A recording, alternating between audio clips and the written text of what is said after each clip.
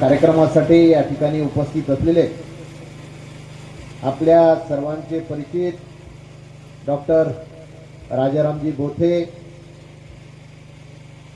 हरिभक्त परायण प्रकाश महाराज वाघ, आपल्या ज्यांनी या कार्यक्रमाचं आयोजन केलं अशा आदरणीय सौ ज्योतिताई दीपक पाटील उगले, आपले गुरुदेव सेवा मंडळाचे अध्यक्ष सुनील भाऊ दसमुखे, या कार्यक्रमासाठी प्रामुख्याने उपस्थित असलेले अखिल भारतीय गुरुदेव सेवा मंडळाचे अध्यक्ष, या कार्यक्रमाचे अध्यक्ष दामोदर पाटील, गोपालदादा कडू, प्रमोद भोंगे दादा, संजयजी डॉक्टर संजयजी आगमने, दत्ताभाऊ मारकड, मोहोडदादा, यादवरावजी पिंगळे, उद्धवरावजी वानखडे, डॉक्टर श्यामजी जाधव, आमचे आदरणीय श्रीधर पाटील कानकिरड, दत्ता पाटील तुरक, अरुण पाटील ताथोड, दिलीप पाटील रोकडे, या कार्यक्रमासाठी गुरुदेव सेवा मंडळाचे सर्व वडीलधारी मंडळी योग्यनं या बंधू आणि भगिनी डॉक्टर संजय वाशिम जिल्ह्यामध्ये आमच्या सर्व महिला भगिनींना एकत्र करून गुरुदेव सेवा मंडळाची स्थापना अनेक आपल्या ग्रामीण भागामध्ये आमच्या सर्व महिला भगिनींना घेऊन त्या ठिकाणी स्थापन केली आणि अतिशय सुंदर आणि अतिशय चांगलं काम ज्योतिताई आणि सुनील भाऊ देशमुख हे सातत्यानं या ठिकाणी करत आहेत. त्यांचं मी मनापासून या ठिकाणी खूप खूप अभिनंदन करतो की त्यांच्या या कार्याला आपण सर्वजणांनी या ठिकाणी उपस्थिती दाखवली आणि या भागाचा खासदार या नात्यानं निश्चितपणे मी सुद्धा त्यांच्या पाठीमागं खंबीरपणे उभा राहून आपल्या या भागामध्ये गुरुदेव सेवा मंडळाच्या शाखा जास्तीत जास्त झाल्या पाहिजे.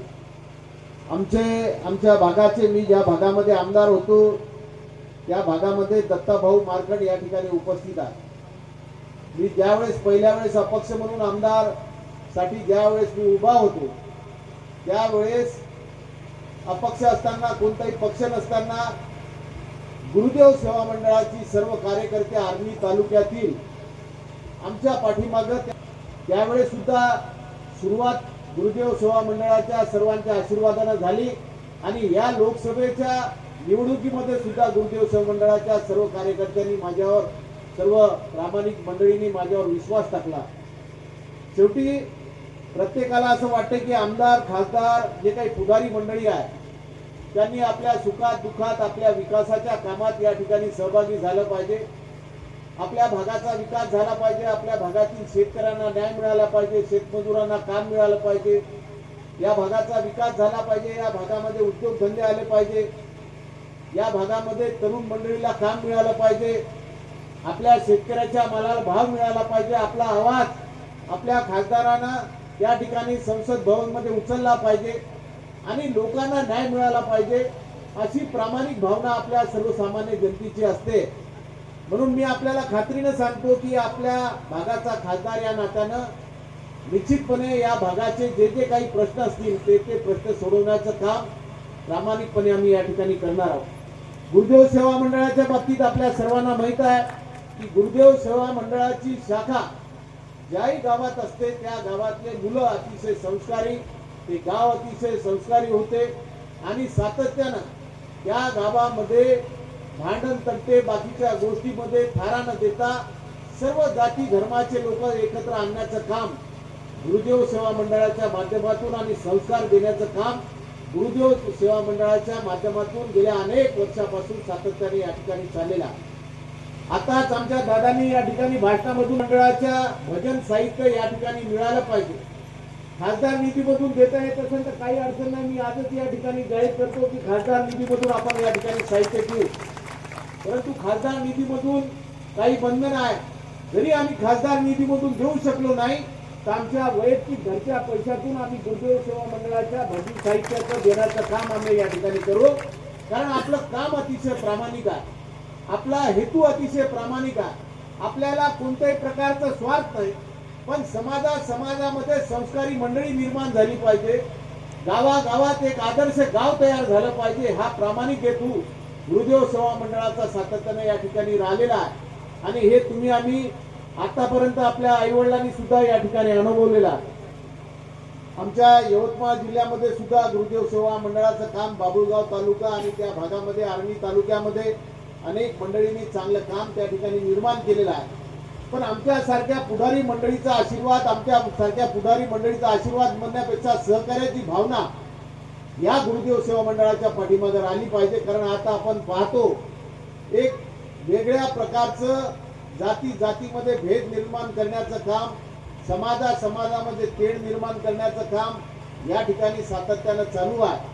आणि हे जर कुठेतरी पुसून काढण्याचं काम फक्त गुरुदेव सेवा मंडळाची लोकच या ठिकाणी करू शकतात असं माझं प्रामाणिक मत आहे। आमच्या महिला भगिनींनी मोठ्या हिमतीनं या ठिकाणी घराबाहेर निघून या ठिकाणी सातत्यानं आपल्या गुरुदेव सेवा मंडळाची स्थापना प्रत्येक गावामध्ये केलेली आहे।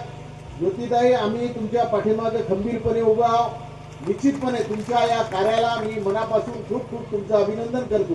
कारण शेवटी कोणत्याही व्यक्तीला असं वाटते की आपल्या घरची स्त्री मोठ्या हिमतीनं त्या ठिकाणी गावागावात जाऊन एक चांगलं पवित्र कार्य करण्याचा संकल्प ज्योतिताईंनी या ठिकाणी घेतलेला आहे खरोखर। आणि त्यांच्यासोबत ज्या महिलांनी सहकार्य केलेलं आहे त्यांचं सुद्धा मी मनापासून अभिनंदन करतो की आपण सुद्धा या ठिकाणी ज्योतिताईच्या खांद्यावर प्रयत्न आपण सातत्याने या ठिकाणी चालवलेला आहे। म्हणून उगले पाटलाच्या बाबतीत मी अनेक वेळा ऐकलं होतं।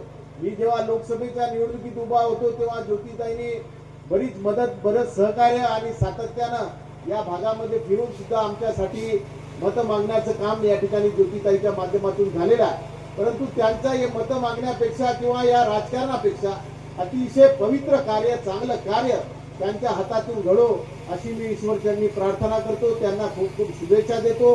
आणि मी या ठिकाणी गुरुदेव सेवा मंडळाची मोठी मंडळी या ठिकाणी आलेली आहे, त्यांना सुद्धा सांगतो की आपला छोटा भाऊ समजा, आपला मुलगा समजा, आपला अधिकारातला खासदार समजा, गुरुदेव सेवा मंडळाच्या ज्या ठिकाणी तुम्हाला तन मन आणि अंडरलाईन करा धर याच्यानं मी तुमच्या पाठीमागे राहणार आहोत। कारण आमच्या सारखी मंडळी तुमच्या पाठीमागे खंबीरपणे उभी राहिली पाहिजे अशी माझी प्रामाणिक 1999 मध्ये मी पहिल्या वेळेस आमदार झालो त्यावेळेस and press the bell icon.